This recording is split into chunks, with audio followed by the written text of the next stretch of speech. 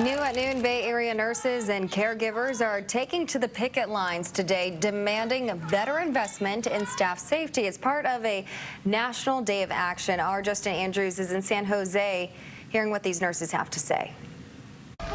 This is the scene you'll see at several hospitals across the Bay Area. These are nurses. These are also other medical professionals out here just pressing these hospitals to do a better job at protecting them and their patients.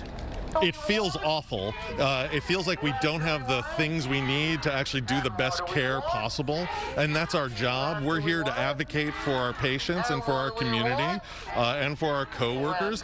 More than a dozen of them gathered outside of Good Samaritan Hospital in San Jose, holding these signs as cars pass by. This National Day of Action is where nurses are downright denouncing working conditions they deem unsafe.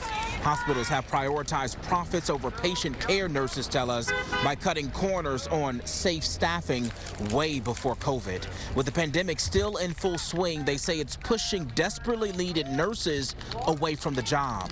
They say shifts are becoming unsafely staffed. Nurses are assigned too many patients to care for at once, increasing the risk for medical errors, complications, and even death. Before sunrise, though, less than a handful of caregivers were outside UCSF in San Francisco. One nurse has been working there for more than 30 years. We're demanding safe staffing, that we can do the job that we've been trained to and that we love to do. We're here to protect our patients, and we have to speak up to say that that is at risk. The state's Department of Health is allowing healthcare workers who are asymptomatic and have COVID to continue coming to work regardless if they've been isolated or not, and that's something nurses say they don't like either.